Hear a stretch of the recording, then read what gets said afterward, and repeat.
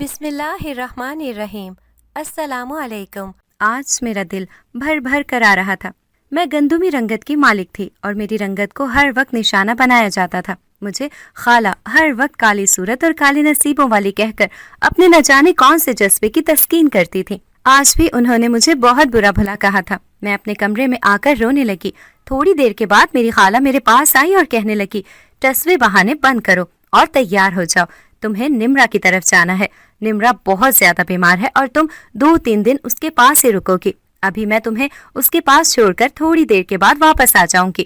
چاروں نہ چار میں جانے کے لیے تیار ہو گئی۔ گو کہ میرا دل تو نہیں کر رہا تھا جانے کا، مگر میں خالہ کو انکار بھی نہیں کر سکتی تھی۔ خالہ کو انکار کر کے میں ان کے عتاب کا شکار نہیں بن سکتی تھی۔ تھوڑی دیر کے بعد ہم لوگ نمرا کے گھر میں آ گئے۔ دروازہ نمرا نے ہی کھولا تھا، مگر وہ بہت زیادہ بیمار لگ رہی تھی۔ اس کے چہرے سے نقاہت نمایاں تھی۔ خالہ نے اسے گلے سے لگا کر جی بھر کر پیار کیا۔ میں نے اس منظر کو بہت حسرت سے دیکھا تھا۔ آج تک مجھے خالہ کبھی ایسے والہانہ انداز میں نہیں ملی تھی۔ نمرا مجھ سے بھی بہت پیار سے ملی۔ وہ مجھ سے خالہ کی نسبت بہت پیار کرتی تھی اور میری اس کے ساتھ دوستی بھی ٹھیک ٹھاک تھی۔ خالہ تو نمرا کے ساتھ کمرے میں بیٹھ گئیں۔ میں نے پورے گھر پر طائرانہ نظر ڈالی۔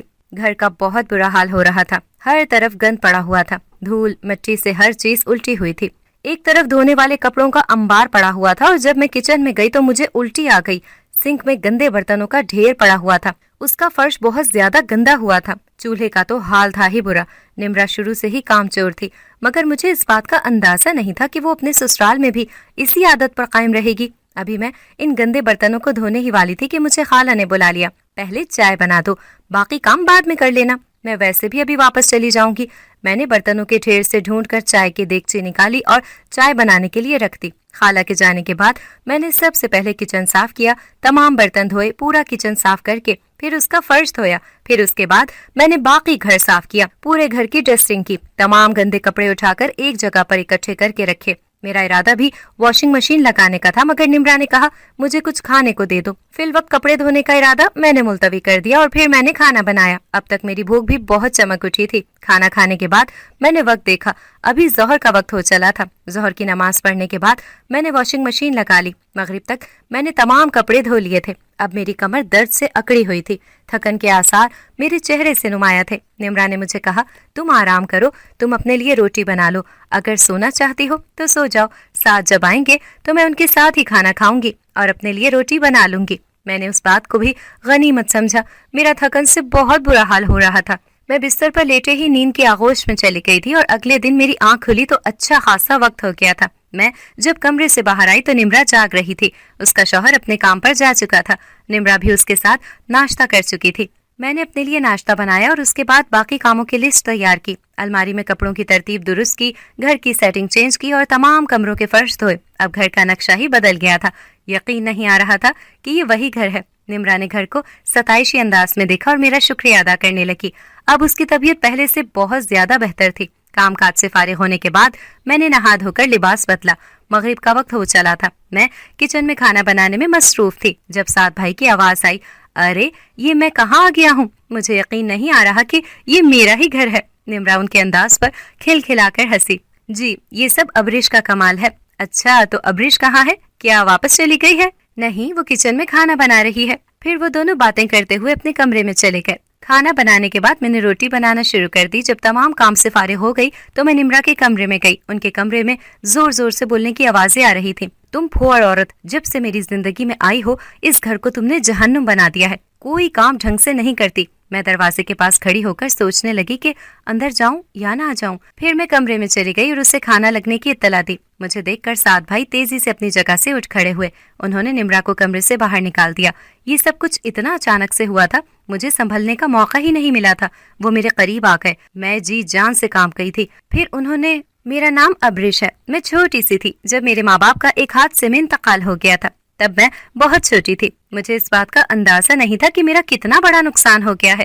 میرے ابو ایک آفس میں جاب کرتے تھے اور ہم لوگ کرائے کے گھر میں رہتے تھے۔ میرے ماں باپ میرے لیے کوئی جائیداد، روپیہ، پیسہ چھوڑ کر نہیں گئے تھے۔ میرے ددیال میں سوائے ایک چاچو کے کوئی بھی نہیں تھا اور ان کی بیوی کسی بھی طور پر میری ذمہ داری قبول کرنے کو تیار نہیں تھی۔ ننیال میں میری صرف ایک خالہ تھی۔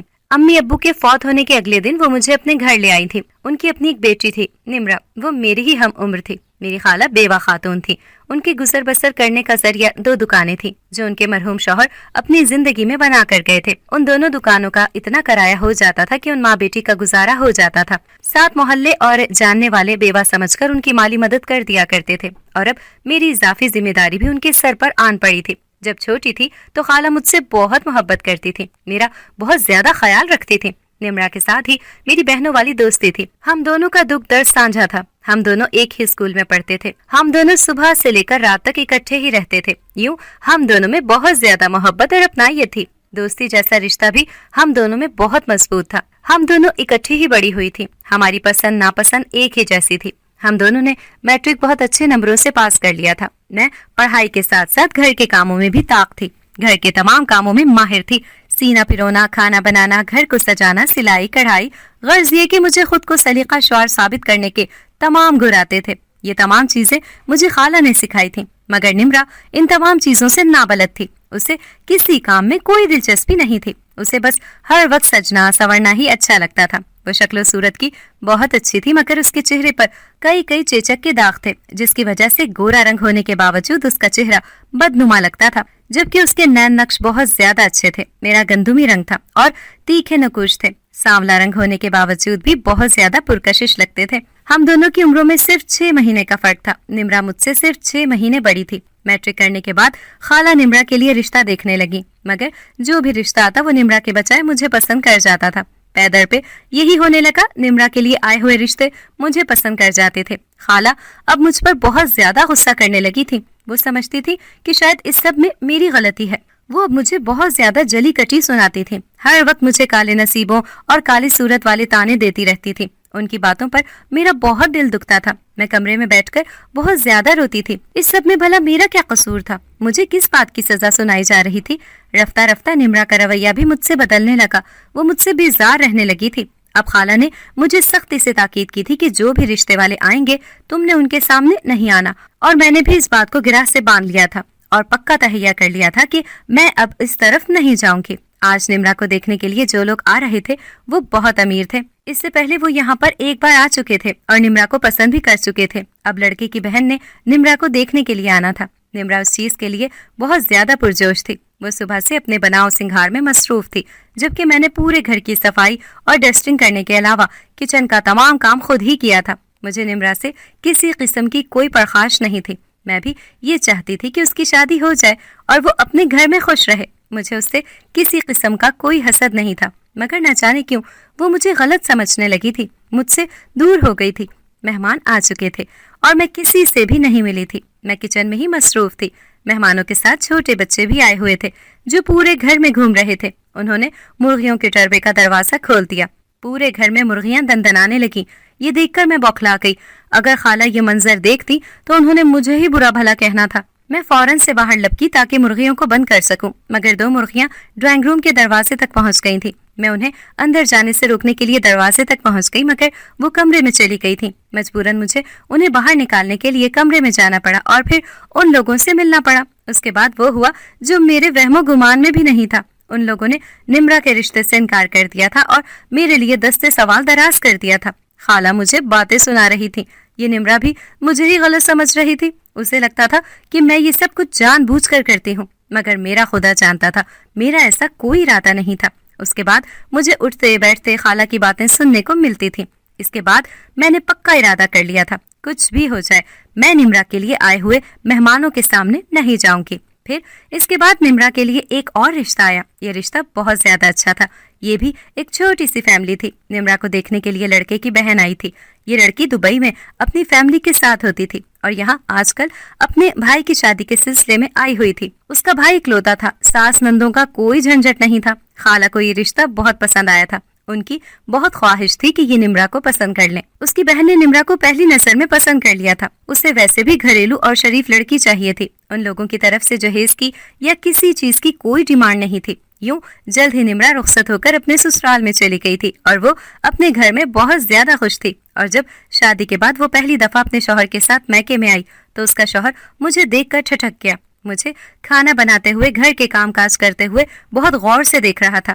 میرے بنائے ہوئے کھانوں کی اس نے دل کھول کر تعریف کی۔ اس کی تعریف پر نمرا تو کچھ نہیں بولی، مگر خالہ کو یہ بات بہت بری لگ رہی تھی۔ بیٹا برا مت ماننا، ہمارے ہاں سالیوں کے ساتھ اتنی بے تکلفی اچھی نہیں لگتی۔ وہ اپنی جگہ شرمندہ ہو گیا، اور اس کے بعد وہ جب بھی آیا اس نے مجھے زیادہ مخاطب کرنے کی کوشش نہیں کی، مگر اس کی نگاہوں میں میرے لیے پسندیدگی مجھے صاف نظر آتی تھی، جس کو میں نظر انداز کر رہی تھی، اور اس بات کا کسی سے ذکر کرتی تو میرے لیے مصیبت بن جاتی۔ نمرا کے گھر میں کبھی بھی نہیں گئی تھی، زیادہ تر وہ خود یہاں پر آپ موجود ہوتی تھی۔ اس کی شادی کو 6 مہینے سے زائد عرصہ گزر چکا تھا۔ اب اس کی طبیعت خراب تھی تو مجھے اس کے گھر جانا پڑا، اور گھر کی حالت دیکھ کر مجھے اندازہ ہو گیا کہ نمرا کی عادتیں ابھی تک بدلی نہیں ہیں، ابھی تک ویسی کی ویسی کام چور ہے۔ حیرت تو مجھے اس کے شوہر پر ہو رہی تھی، وہ نمرا کو کچھ بھی نہیں کہتا، مگر میں نے ان باتوں پر زیادہ غور نہیں کیا تھا، اور اپنے اس گھر میں آنے پر پچھتا رہی تھی۔ مجھے بہت زیادہ ڈر لگ رہا تھا، مجھے سمجھ نہیں آ رہی تھی میں کیا کروں۔ اس نے میرا ہاتھ پکڑ لیا تھا، مجھے کہنے لگا کہ میرے ساتھ شادی کرنا چاہتا ہے، مجھے بہت خوش رکھے گا، وغیرہ وغیرہ۔ ایک زوردار دھکا اسے دیا اور کمرے سے باہر نکل گئی۔ اپنے کمرے میں جانے کے بعد میں نے اندر سے دروازہ بند کر لیا تھا۔ اس کے بعد کتنی دیر تک میرے دروازے پر دستک ہوتی رہی، مگر میں نے دروازہ نہیں کھولا۔ میرا دل خوف کی شدت سے کانپ رہا تھا، گھبراہٹ کے مارے برا حال تھا۔ میرا بس نہیں چل رہا تھا کہ میں یہاں سے اڑ کر باہر نکل جاؤں۔ پوری رات میں نے سوتے جاگتے میں گزاری۔ اگلے دن نمرا کے دروازہ کھٹکھٹانے پر میں نے دروازہ کھولا۔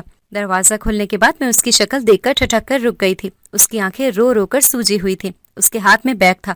مجھے یہ سمجھنے میں دیر نہیں لگی کہ وہ میرے ساتھ اس گھر سے جا رہی ہے۔ میں نے بھی اپنا بیگ اٹھایا اور بغیر ناشتہ کیے اس گھر سے نکل آئے۔ گھر آنے کے بعد جب خالہ کو ساری بات پتہ چلی تو مجھے کوسنے دینے لگی، مجھے بد دعائیں دینے لگی، مجھے خائن ڈائن اور پتہ نہیں کیا کیا کہنے لگی۔ میں ڈر کے مارے کمرے میں چھپ گئی تھی، رو رو کر میرا برا حال ہو رہا تھا۔ اچانک افتاد پر تو میں خود بھی بوکھلا گئی تھی، بھلا اس سب میں میرا کیا قصور؟ نمرا نے خالہ کو بہت مشکل سے خاموش کروایا۔ امی آپ خدا کے لیے بس کر دیں، اس میں ابرش کی کوئی غلطی نہیں ہے، وہ شخص شروع دن سے ہی ایسا ہے، اسے میری کوئی بات پسند نہیں آتی، اسے میں پھوڑ لگتی ہوں، اسے میرا کھانا بنانا صفائی کرنا، غرض یہ کہ کوئی کام پسند نہیں آتا، وہ مجھ میں صرف نقص نکالنا جانتا ہے، وہ مجھ سے محبت نہیں کرتا۔ بات کرتے کرتے وہ رو پڑی تھی۔ خالہ نے اسے گلے سے لگا لیا۔ بس کر دے میری بچی، صبر کر، اس ساتھ سے میں خود بات کروں گی، بھلا کس چیز کی کمی ہے میری بیٹی میں؟ میرے ہیرے جیسی بیٹی کی اسے قدر نہیں ہے۔ نہ جانے کیا دیکھا اس نے اس کالی صورت میں جو اس پر بچ گیا ہے۔ جنم و جلی میری بیٹی کی دشمن ہے۔ خالہ کی توپوں کا رخ اب پھر سے میری طرف ہو گیا تھا، وہ مجھے پھر سے کوسنے دینے لگی تھی۔ منحوس، اب باہر بھی نکل، میری بیٹی بھوکی ہے، اس کے لیے ناشتہ بنا۔ بھوک تو مجھے بھی بہت زیادہ لگی ہوئی تھی، میں نے کل سے کچھ بھی نہیں کھایا تھا۔ چاروں ناچار مجھے کچن میں جانا پڑا۔ زندگی اب مجھ پر بہت زیادہ تنگ ہو گئی تھی۔ ابھی تک سعد نمرا کو لینے کے لیے نہیں آیا تھا، نہ ہی وہ کسی کی کال اٹھا رہا تھا۔ نمرا کا رو رو کر برا حال تھا، اس کی حالت دیکھ کر مجھے بھی دکھ ہوتا تھا، مگر میں کیا کر سکتی تھی؟ میں تو جب اس سے بات کرنے کی کوشش کرتی تو خالہ مجھے گالیاں دینے لگتی تھی، میں پھر خاموشی سے وہاں سے اٹھ جاتی تھی۔ پھر کچھ دنوں کے بعد سعد آ گیا۔ وہ بجائے نمرا کو لے کر جانے کی بات کرنے کے اس کی شکایتیں گنوا رہا تھا۔ یہ کام چور تھی، گھر کو بھی گندا رکھتی تھی، اور اپنے شوہر کا بھی کوئی کام نہیں کرتی تھی، جبکہ سعد نفیس مزاج کا شخص تھا۔ وہ نفاست اور صفائی ستھرائی کو پسند کرتا تھا اور نمرا سے بھی یہی امید رکھتا تھا۔ مجھے سعد کی تمام باتیں ٹھیک لگ رہی تھی، وہ اپنی جگہ پر ٹھیک تھا، مگر اس نے جو میرے ساتھ کیا وہ غلط تھا، اور وہ اس کے لیے شرمندہ تھا۔ اس نے خالہ سے اس بات پر معافی مانگی۔ میرے ساتھ اسے ایسی بات نہیں کرنی چاہیے تھی۔ وہ اس وقت غصے میں تھا اور اس نے یہ جذباتی قدم اٹھا لیا، مگر بعد میں وہ اپنی اس بات پر بہت پچھتایا تھا۔ پھر خالہ کے کہنے پر میں نے رات کے کھانے پر بہت زیادہ اہتمام کیا تھا۔ کھانا کھانے کے بعد وہ دونوں یہاں سے خوشی خوشی رخصت ہو گئے تھے۔ خالہ کے ساتھ ساتھ میں نے بھی سکھ کا سانس لیا تھا، ورنہ میری تو جیسے ہر وقت سانس سینے میں ہی اٹکی رہتی تھی، ہر وقت خالہ کے عتاب کا نشانہ بنی رہتی تھی۔ مگر ایک بات مجھے بالکل بھی سمجھ نہیں آتی تھی، بچپن میں خالہ کا رویہ نارمل تھا، نہ وہ مجھ پر غصہ کرتی تھی، نہ وہ مجھ سے پیار جتاتی تھی، مگر جوں جوں میں بڑی ہوتی گئی ان کی نفرت مجھ سے پختہ ہوتی گئی، وہ مجھ سے بیزار ہونے لگی تھی، ہر وقت مجھے کالی صورت اور کالے نصیبوں والی کہہ کر پکارتی رہتی تھی۔ میں کالے نصیبوں والی کیسے تھی؟ میں گھنٹوں اس بات کو سوچتی رہتی اور کرتی رہتی تھی۔ نمرا کا ساتھ ہونے کی وجہ سے ہی میں زندگی کو اچھے طریقے سے جی پائی تھی، ورنہ اگر صرف خالہ کا ساتھ ہوتا تو میں کب کی پاگل ہو چکی ہوتی۔ اب میرے لیے رشتے آنے لگے تھے۔ جب سے سعد والی بات ہوئی تھی، خالہ میرے رشتے کے لیے سنجیدہ ہو گئی تھی۔ وہ جلد از جلد مجھے اپنے گھر کی کرنا چاہ رہی تھی۔ جبکہ اس سے پہلے ان کا ایسا کوئی ارادہ نہیں تھا۔ میں مفت کی ملازمہ ان کے ہاتھ لگی ہوئی تھی، وہ مجھے اپنے ہاتھ سے کیسے جانے دے سکتی تھی؟ مگر اب صورتحال بدل گئی تھی۔ وہ اپنی بیٹی کے مستقبل کے حوالے سے ڈر گئی تھی۔ انہیں یہ ڈر تھا کہ ساتھ میری وجہ سے ان کی بیٹی کو نہ چھوڑ دے، اس لیے وہ مجھ سے جان چھڑانا چاہتی تھی۔ انہی دنوں میرے لیے بھی ایک رشتہ آ گیا۔ یہ لڑکا بھی میری طرح یتیم تھا، اسے اس کے دادا دادی نے پالا تھا اور وہ ماشاءاللہ سے دونوں حیات تھے۔ اس کے دادا دادی ہی مجھے دیکھنے کے لیے آئے تھے اور انہوں نے مجھے پہلی نظر میں ہی پسند کر لیا تھا۔ لڑکے کا اپنا چلتا ہوا بہت اچھا کاروبار تھا۔ مجھے اس کے دادا دادی بہت پسند آئے تھے۔ خالہ نے کسی قسم کی چھان بین کروانا ضروری نہیں سمجھا اور فوراً سے رشتے کے لیے ہاں کر دی۔ ان لوگوں کو شادی کی بہت زیادہ جلدی تھی، یہ زندگی میں ہی اپنے پوتے کی تمام خوشیاں دیکھ لینا چاہتے تھے، اس لیے چند دنوں میں مجھے رخصت کروا کر اپنے گھر میں لے کر میرے شوہر نے مجھ سے پہلی بات یہی کہی تھی کہ میرے دادا دادی ہی میرے لیے سب کچھ ہیں، تم نے ان کا مان رکھنا، ان کی عزت کرنی ہے اور ان کے ساتھ محبت سے پیش آنا ہے۔ میں نے ان تمام باتوں کو اپنی گرہ سے باندھ لیا تھا اور سوچ لیا تھا کہ ان لوگوں کو شکایت کا کبھی کوئی موقع نہیں ملنے دوں گی، اور ویسے بھی میں نے اب ساری زندگی اسی گھر میں ہی گزار لی تھی، میرا پیچھے تھا بھی کون۔ خالہ نے مجھے رخصت کرتے ہوئے ایک بات کہی تھی کہ اب تمہارا جینا مرنا اسی گھر میں ہے، کبھی بھی شوہر سے بگاڑ کر میرے پاس نہیں آنا، میرے پاس تمہارے لیے کوئی جگہ نہیں ہے۔ یہ بات تو میں بھی بہت اچھے سے جانتی تھی، مگر اس وقت میری آنکھیں بھر آئیں۔ خالہ کے علاوہ میرا اس دنیا میں کوئی بھی نہیں تھا، یہ میرا واحد رشتہ تھی اور یہی مجھ سے متنفر تھے، اور ددیال میں تو میں آج تک گئی ہی نہیں تھی اور نہ ہی میں نے اپنے چاچو کو یا کسی اور رشتہ دار کو دیکھا تھا۔ شادی کے بعد میری زندگی بہت خوبصورت ہو گئی تھی۔ دادا دادی بہت زیادہ اچھے تھے، میرا بہت زیادہ خیال رکھتے تھے، میری بھی جیسے زندگی کی تمام کمیاں پوری ہو گئی تھی۔ ایسے لگتا تھا جیسے میں نے زندگی میں کبھی کوئی تکلیف پریشانی دیکھی ہی نہیں ہے۔ آج دادی نے مجھے کہا کہ تم اپنی خالہ سے ملنے ایک بار بھی نہیں گئی، جاؤ ان سے مل کے آؤ، وہ تمہارے لیے اداس ہوں گی، بلکہ ایک دو دن ان کے پاس رہ کر آؤ۔ میرا دل تو نہیں چاہ رہا تھا، مگر دادی کی بات ماننا بھی ضروری تھا۔ میں اپنے شوہر کے ساتھ خالہ کے گھر آئی تو خالہ کا رویہ دیکھ کر حیرت زدہ رہ گئی۔ وہ مجھ سے بہت پیار سے ملی تھی اور مجھ سے بہت محبت جتا رہی تھی۔ میں سمجھی کہ یہ محض میرے شوہر کو دکھانے کے لیے ہے۔ تھوڑی دیر کے بعد میرے شوہر مجھے چھوڑ کر چلے گئے اور کہنے لگے میں تمہیں ایک دو دن کے بعد آ کر لے جاؤں گا۔